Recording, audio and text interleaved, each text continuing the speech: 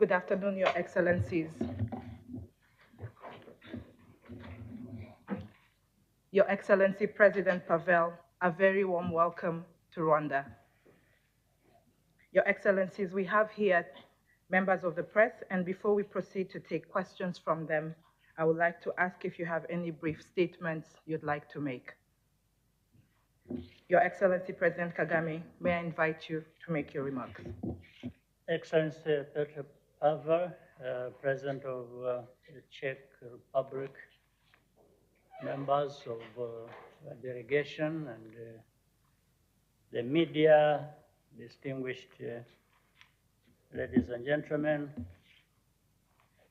President Pavel, I welcome you with pleasure and together with your delegation to Rwanda. Once again, I want to thank you for being with us to commemorate the 1994 genocide against the Tutsi.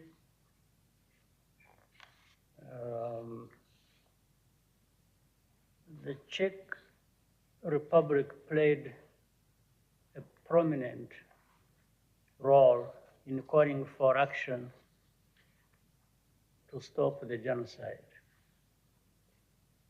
We will always be grateful to Ambassador Karel Kovenda and to the Czech Republic. This spirit of solidarity and of speaking up against injustice creates lasting bonds of friendship and respect. The President and I had very productive discussion. We value our close collaboration in the defense and security and many other areas. Together, I want to strengthen our cooperation in health,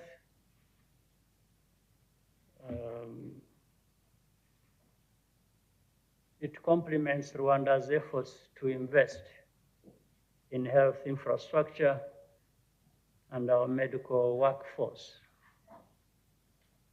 We welcome Czech entrepreneurs to come to Rwanda and start businesses. Our strategy has been to establish an enabling policy and regulatory environment. Last year, Rwanda opened an embassy in Prague. We are confident this will bring us even closer together. Mr. President, I thank you once again for honoring us with your visit, and thank you all for your kind attention. May I, President, invite you to take the floor if you wish to. Thank you, Mr. President, dear members of your delegation. I'm really honored that we were invited with my delegation to take part in the commemoration of 30th anniversary of genocide in Rwanda, which we have to remind ourselves for not to repeat such a horrible event, to allow it to happen again. We also take this opportunity to extend our partnership with Rwanda, which already has very sound foundations in the areas of security and defense, in the area of medical support, in the area of wildlife protection, infrastructure, and then also other areas.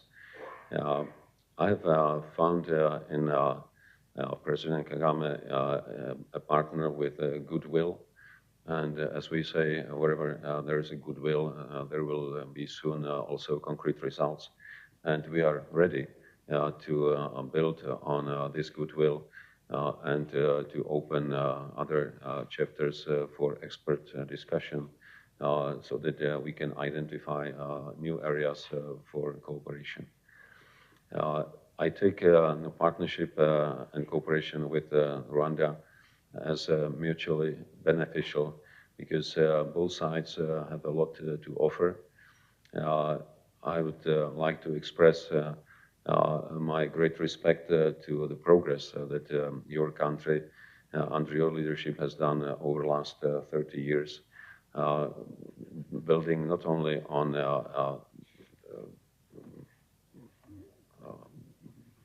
ending hostilities, reconciliation, but also building on new technologies, building on support to innovation, building on support to new approaches to administration. I think in a number of areas, your country could serve as an inspiration even to countries in Europe, to us certainly. So we will take this opportunity. We will develop other areas for cooperation. We will also open it in Czech Republic to encourage our people from business and education science to look closer at the opportunities in Rwanda. And I'm confident that we will be able in a short time to significantly extend our partnership. We also discussed broader issues of security, not only in Africa, but also globally. And I'm glad that we came to a common understanding in a number of areas, because as small countries, we have same interest in preserving stability, extending good partnership and cooperation, because this is the only way how we can achieve lasting prosperity for our countries.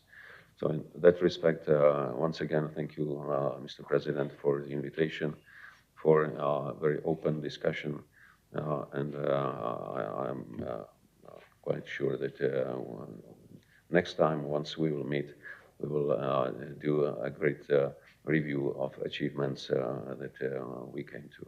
Thank you. Thank you very much, President. Thank you, Your Excellencies. We will now take quick questions from members of the press. We will start with our guests, starting with Jakub. Jakub Santo from Czech television. Your Excellency, this is a question to both of you. I would like to ask you, with respect in the last 30 years of the global situation, do you think the UN and the wider world has learned a lesson from the terrible events that were about to start 30 years ago here in Rwanda? Thank you. Well, let me start. The short answer is no.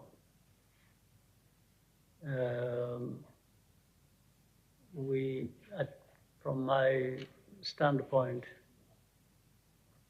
we see many mistakes being made before and after we have conflict situations and losing people in big numbers, and that bringing destruction of businesses on top of destroying lives. And so, and then going over again with mistakes that do not end these troubles. So if mistakes were learned, there are situations where you look back and say, no, but this problem could have been prevented or could have been stopped immediately it started. If only there was the will to look at things, looking at the root causes and then fixing that. So there is always an interplay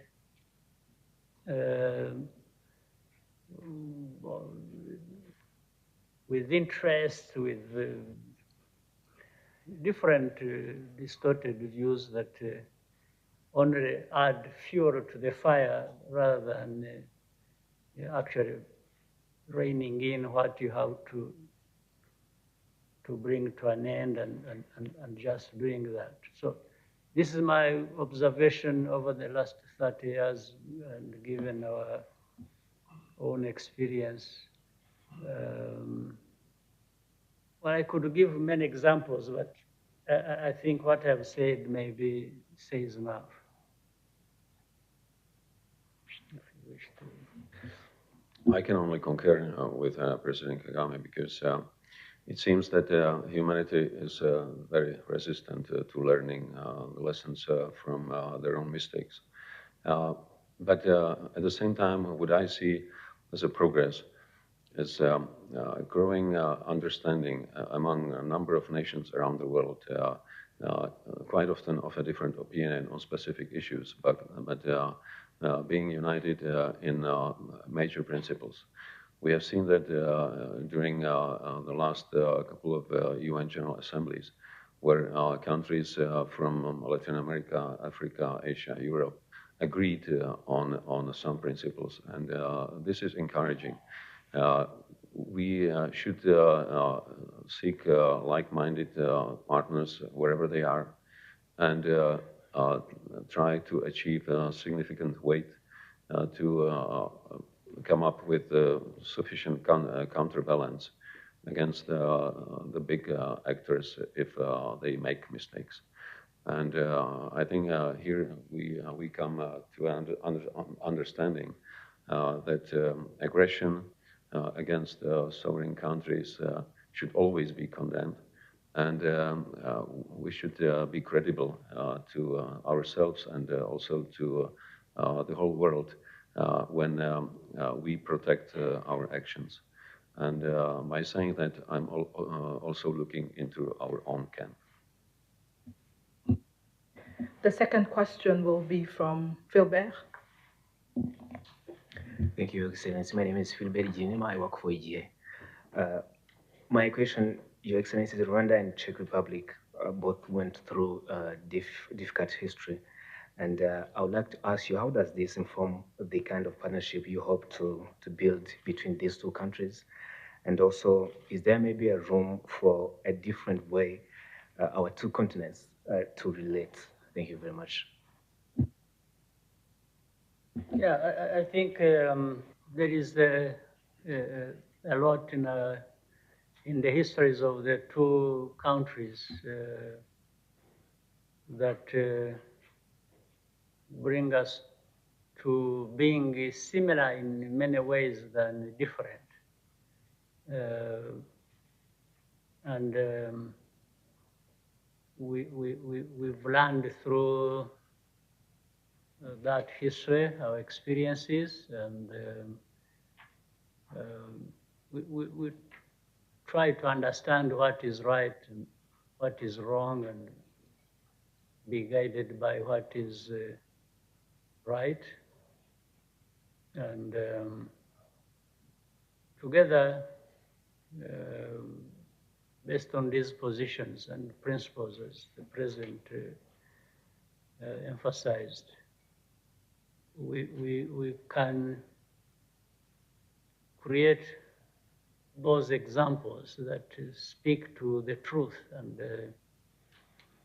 maybe help people see what they are not seeing because they are distracted for many other reasons of interest and so on and so forth. That there are things we can also live by and do, and which will help prevent some of the. But we just don't live for these principles and expressing ourselves and doing that. There are practical things we can do through cooperation. We find there is a lot we can learn from other people's experiences and the capacities they have built over the years to be able to build our own experience, capacities and do things in a real sense, that give results. Because at the end of the day, we are talking about our people. We as countries, the Czech Republic, Rwanda, they are not just names. They are people. We are talking about the people in these countries. And these countries, people have aspirations, they have things they want to live by and do and make progress as human beings. So it's a great pleasure for us to identify a good partner like Czech Republic and enable our people to do things together and learn from each other and do business with each other and develop. It's the best thing we can have. And on that, the strength that comes out of it, we can build to achieve other things or to work with others in a wider context to be able to make our own contributions.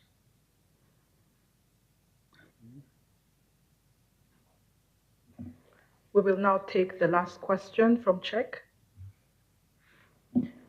Hello, Eliška Fajmanová, CNN Prima News. I also have a question for both of you, Your Excellencies. I would like to ask about the British Rwanda model and the potential Czech contribution to it, if you've also discussed it, and with what result. Thank you.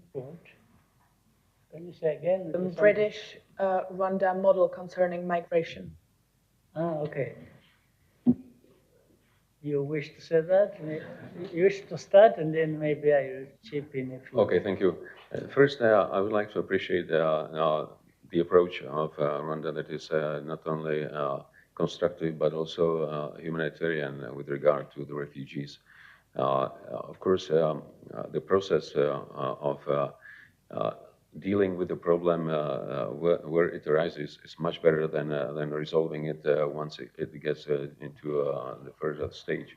So dealing with all visa procedures in the countries from which the refugees come, or a country that is willing to host such a procedure like Rwanda, is definitely more effective and more human to those refugees. I'm glad that Rwanda is in good contact with the EU, because on the side of the EU, we should be dealing with this issue collectively, not country by country.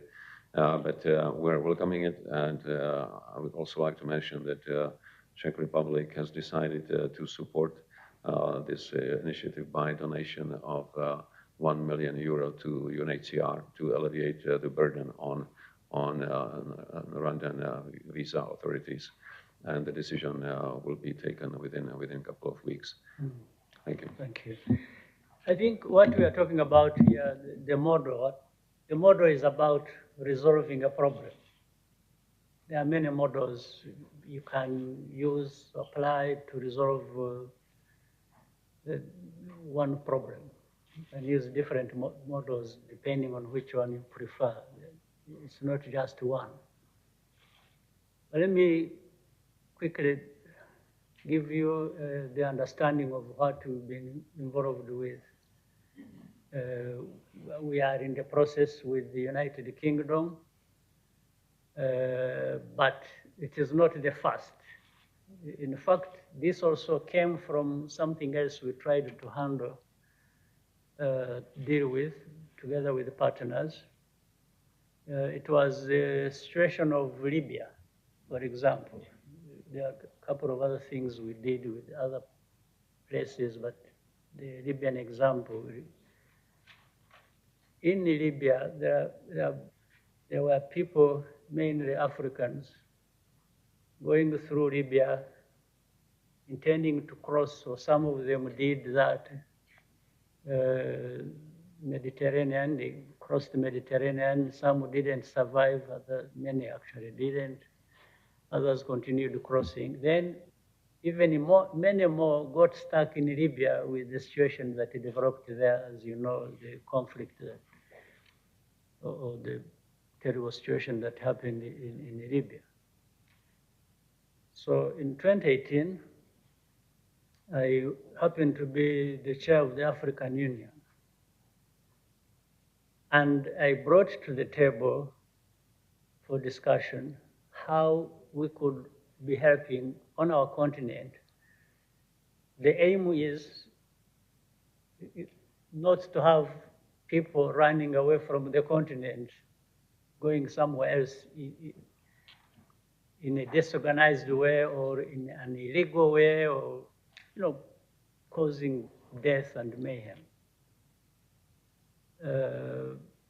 So if the one way of preventing that is to find the kind of investments we could make to actually retain these people, give them employment, give them opportunities, schools for young people, and so on and so forth. So we can't just keep being worried about people leaving the continent without understanding the cause and trying to fix the cause of that to happen.